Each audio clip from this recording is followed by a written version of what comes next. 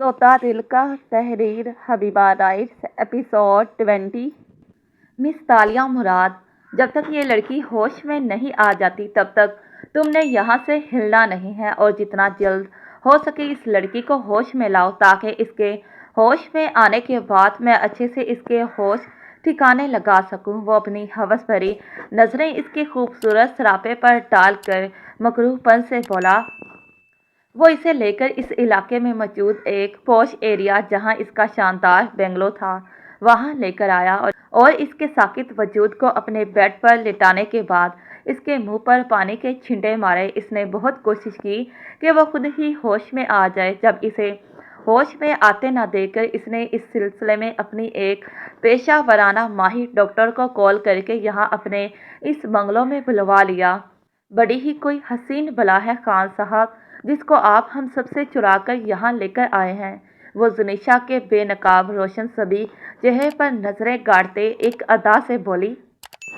इसीलिए तो मैं इस बला को देखते वहीं पर फिदा हो गया। कितनी होशियारी से इसे अपने जाल में फंसाकर यहाँ अपने कैद खाने में लेकर भी आ गया। वो अपनी फतह पर एक जोरदार शैतानी कहका लगाते तकब्बुर से बोला। इसने इस वक्त को याद किया कैसे इसके आदमी इसकी एक कॉल पर इस बस स्टेशन पर भेड़ बकरियों की तरह जमा हो गए और किस तरह इस लड़की के इल्म में लाए बिना इसके पर्स में से इसका आईडी कार्ड तक चुरा लिया। इस बला को जितनी जल्दी हो सके होश में लेकर आओ। मुझसे अब मज़ीद सब्र नहीं हो रहा। ये ना हो कि मैं इसके होश में आने का इंतज़ार किए बिना इस पर बिन बादल की बरस पड़ूं। अपनी सोचों से बाहर निकलते वो अपने गलीज अज़ाइम इस पर अश्कार करते बोला और एक बार फिर इसका गलीज मकरूह कहका इस कमरे की दरो दीवार में बिखर गया। आप फिक्र न करें खान साहब, हम इन्हें बहुत जल्द होश में लाने का इंतज़ाम करते हैं। वो इसके शैतानी कहके में शामिल होकर हंसते हुए बोली जबकि वो अपने साथ लाए मेडिकल बॉक्स की तरफ बढ़ी। जबकि वो एक बेबाक नज़र इसके सोए हुए वजूद पर डालते हुए कमरे से बाहर निकल गया। ये क्या कर रही हैं आप? मेरा हाथ।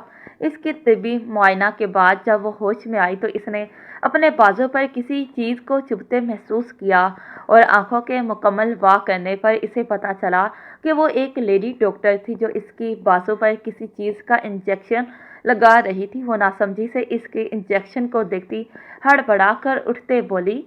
कौन है आप? ये मैं कहाँ पर हूँ? वो इस अनजान कमरे के चारों एतराफ देखते खौफजदा हुई। मेरे बाबा बीमार हैं। देखें, आपका मुझ पर एहसान होगा। आप प्लीज़ मुझे यहाँ से जाने दें। वो इसके आगे हाथ जोड़ते गिड़गिड़ाते हुए बोली। इतनी भी जल्दी क्या है लड़की तुम्हें यहाँ से जाने की? तुम अब यहाँ अपनी मर्जी से एक कदम तक नहीं बाहर निकाल सकती। हाँ, इस सूरत जब खान साहब का दिल तुमसे भर जाए, जब वो तुम्हारे इस कोमल फूल जैसे वजूद को नोच कर इसकी एक एक पत्ती को बखेर कर रख दें, तब तुम इस दुनिया से निकल कर उस दुनिया में जाओगी जहाँ पर कदम कदम पर तुम्हें एक की बजाय खान साहब जैसे बहुत सौ का दिल बहलाने के लिए सामान्य राहत बनना होगा। लेकिन यहाँ से जाहे फरार तुम्हें मरते दम तक नहीं मिलेगा। वह इसकी तरफ देखती चेहरे पर इस्तरासिया मुस्कुराहट सजाए बोली। एक बात बताऊँ तुम्हें, यू आर एक्सपेक्टिंग। वो इसकी तरफ झुकती जरा राजदारी से बोली जिस पर इसने नासमझी से अपनी नीली आंखें फैलाते इसकी तरफ देखा। मतलब तुम माँ बनने वाली हो और अभी मैंने तुम्हें पता है कौन सा इंजेक्शन लगाया? तुम नहीं जानती। तुम्हारे चेहरे से मुझे लग रहा है कि तुम कम उम्र होने के साथ साथ कम पढ़ी लिखी लड़की हो जिसको इतना नहीं मालूम कि ऐसी कंडीशन में इस इंजेक्शन को किस लिए लगाते हैं। अभी 2 घंटों बाद मैं फिर आऊँगी। तब तक मैं खान साहब को इत्तला दे दूँ कि उनकी हसीन बला होश में आ चुकी है। वह इसके गाल थपथपाकर रूम से बाहर निकल गई जबकि वो हौंक ज़दा हुई इसकी बातों को सुनती और देखती रह गई।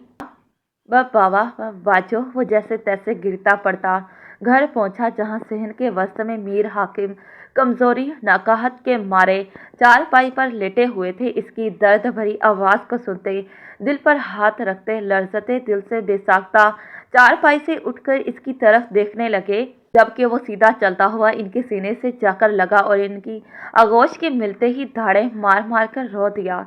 کیا ہوا حمزہ؟ میرا دل بیٹھا جا رہا ہے۔ زونی کی طرح احمد نے نہیں آنے دیا کیا؟ وہ اس کے اس قدر دھاڑے مار مار کر رونے پر پریشان ہوئے، جس پر انہوں نے اس پر یکے بعد دے کر سوالات کی بوچھاڑ کر دی۔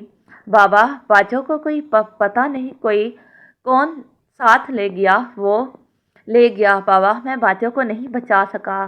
میری باجو بابا، وہ شیطان لے گیا۔ وہ بلک بلک کر روتے اپنی بے بسی ان کے سامنے بیان کر رہا تھا کہ کون لے گیا؟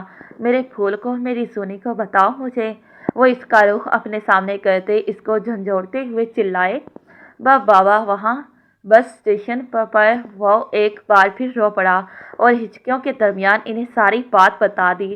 اسٹیشن پر جو ہوا ایک ایک لفظ بتا دیا، جبکہ جیسے جیسے وہ اس کے منہ سے تلخ حقیقت سنتے جا رہے تھے ان کی حالت متغیر ہوتی جا رہی تھی۔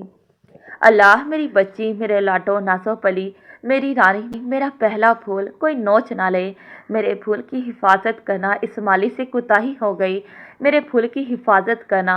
اپنے دل پر ہاتھ رکھتے اٹک اٹک کر وہ لفظوں کو بامشکل ادا کر پا رہے تھے۔ زبیہ بیگم جو انہی کے لیے دوائیاں لینے کمرے میں گئی تھی، اپنے لگتے جگر کی باتیں سنتی وہی صحن کے وسط میں پتھر کی طرح اپنی جگہ پتھرا سی گئی۔ ان کا وجود اپنی جگہ حرکت کرنے سے قاصر ہو گیا تھا۔ دوائیوں کا ڈبہ گرفت کمزور پڑنے پر ان کے ہاتھ سے نیچے گرا۔ ہوش تو تب آیا جب اپنے سرتاج کی اکھڑتی سانسوں پر بے ساختہ نظر جا ٹھہری اور بھاگتے ہوئے ان کے پاس آئیں۔ زونی کے بابا، آپ ٹھیک؟ حمزہ تم جاؤ اور ساتھ والے گھر سرمد چچا سے جا کر کہو اپنی ٹیکسی لے کر ہمارے گھر کے پاس آئے۔ زونی کے بابا کی طبیعت خراب ہو رہی ہے، ہم نے انہیں فوری ہسپتال لے کر جانا ہے۔ وہ ان کے کندھے کے گرد اپنے ایک بازو پھیلا کر انہیں سہارا دیتے بولی، جبکہ دوسرا ہاتھ ان کے دل کے مقام پر رکھا اور وہاں ہلکا ہلکا سا دبایا۔ ہماری زونی، وہ تڑپ کر بولے۔ وہ رو رہے تھے، ان کا کمزور ناتواں وجود لرز رہا تھا، ان کی آنکھیں اشک بار ہو رہی تھی۔ ہماری زونی جہاں بھی ہوگی، اللہ کے فضل سے ہم اپنی زونی کو واپس لے آئیں گے، آپ پریشان نہ ہو، حوصلہ رکھیں زونی کے بابا۔ وہ ان کو اپنے تئیں حوصلہ دیتے بول رہی تھی۔ وہ ان کو حوصلہ کیا دیتی، جبکہ وہ تو خود بکھر کر حوصلہ چھوڑ چکی تھی۔ ان کی آنکھوں سے آنسو آبشار کی مانند بہہ رہے تھے۔ حمزہ، تمہارے بابا؟ ان کی آنکھیں ہچکیوں سے کہتی ان کی بند آنکھوں کو دیکھا جو اچانک سے اپنی آنکھیں بند کر گئے۔ امی جان، بابا کو کچھ نہیں ہوگا، ہم بابا کو ہاسپٹل لے کر جائیں گے، وہ ٹھیک ہو جائیں گے۔ چلیں اٹھیں، بابا کو ہاسپٹل لے کر چلیں۔ باہر سرمد انکل گاڑی لے کر آئے ہیں۔ اس نے ان کے پاس آ کر اپنے باپ کے نڈھال وجود کو سہارا دیا اور پھر اپنی ماں کو حوصلہ دیتا رنجیدگی کے عالم سے بولا، چھوٹی سی عمر میں جانے کیسے روگ اس معصوم بچی کے لیے وبال جان بن گئے تھے۔ پھر اپنے باپ کو سہارا دے کر باہر کھڑی گاڑی میں بٹھا کر ہاسپٹل لے گیا۔ جو کل تک اپنے ماں باپ اور بہنوں کا شہزادہ تھا، آج کیسے اس وقت کی ستم ظریفی نے اسے پل میں بڑا کر دیا۔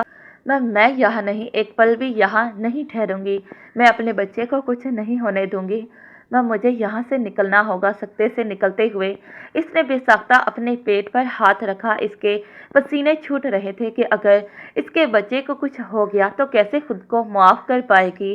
یہ ایک نیا احساس تھا جو اس کے اندر ہمت پیدا کر گیا۔ وہ ہمت کرتی بیڈ سے نیچے اتری، ادھر ادھر دیکھتے جاہے فرار کا راستہ تلاشنا چاہا، جس پر اس کی بے بس نگاہیں کمرے کے چاروں اطراف سے ہوتی ہوئی اپنی بے بسی لیے واپس پلٹ آئیں، کیونکہ کمرے میں ایک دروازے کے سوا ایسا کچھ نہیں تھا جہاں سے وہ بھاگ کر اپنی آبرو اور اپنے اس نئے احساس، اپنے بچے کو بچا سکے۔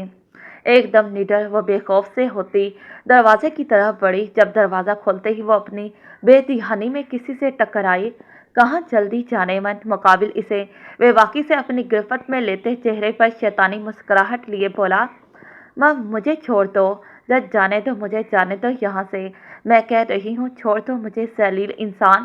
وہ اس کی پناہوں میں مچل اٹھی، جبکہ جھٹکے سے اسے خود سے دور کیا اور بنا اس کی طرف دیکھتی اندھا دھند بھاگنے لگی۔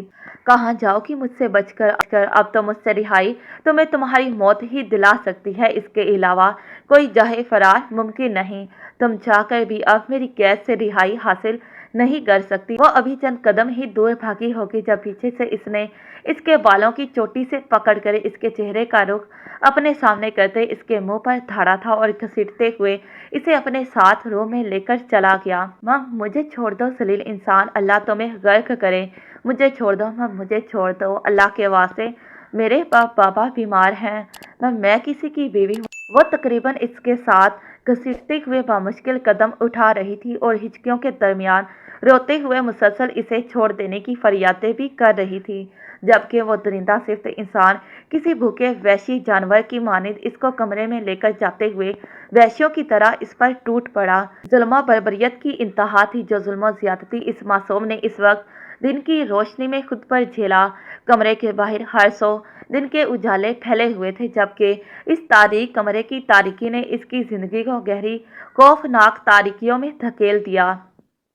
जारी है तो प्यारी रीडर, ये रही आज की एपिसोड। फिर मिलते हैं इसी नावल के नेक्स्ट पार्ट पर। तब तक के लिए खुदा हाफिज, bye bye and take care.